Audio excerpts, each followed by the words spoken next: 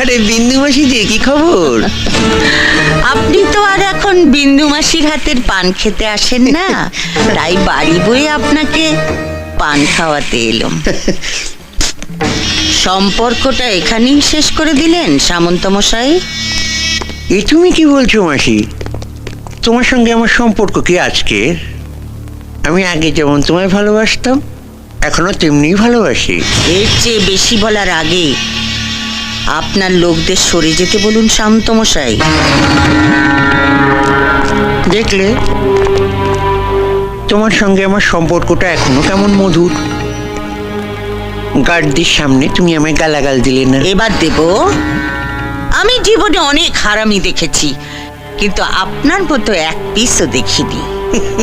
এই যে সাদা ধুতি পাঞ্জাবি পরে মন্ত্রী হয়ে হিল্লি দিল্লি ঘুরে বেড়াচ্ছেন, কার জন্যে? আমার জন্যে, এই বিন্দুবাসীর জন্যে। ভোটের সময় বুথের সামনে বোমা ফেলে ছাপ্পা মেরে আমার ছেলেরা 60% ভোট আপনার পকেটে ঢুকিয়ে দিয়েছিল। তারপর আপনি জিতেছিলেন, তারপর আপনি মন্ত্রী হয়েছেন। আমি কি সে কথা একবারও অস্বীকার করেছি মাসি? চুপ হারামজাদা, আগে আমাকে শেষ করতে দে। আমাকে কথা দিয়েও টিকিটটা বাবলু কোলেকে পাইয়ে দিলি? বাবলু আর বড় কাছে মই লাগিয়েছিল। পার্টি প্রেসিডেন্ট নিজে ওর নাম প্রস্তাব করেছে। তবে আমিও বলে দিয়েছি, কর্পোরেশনের মেয়র কিন্তু মাসিকেই করতে হবে। গোটা শহরটা হবে তোমার। মেয়রের চেয়ারে বসে লুটে পুটে খাবে। তোর মেয়রের চেয়ারে আমি ইয়ে করি? বিন্দু মাসি কারু ভিক্ষে নেয় না।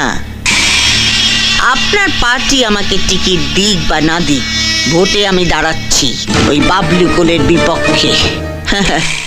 ভোটের এখনো অনেক দেরি আছে, তার আগেই আপনি জানতে পেরে যাবেন কে জিতেছে, ওই বাবলু কোলে না এই বিন্দু মাসি। তারপর দেখ কেমন লাগে।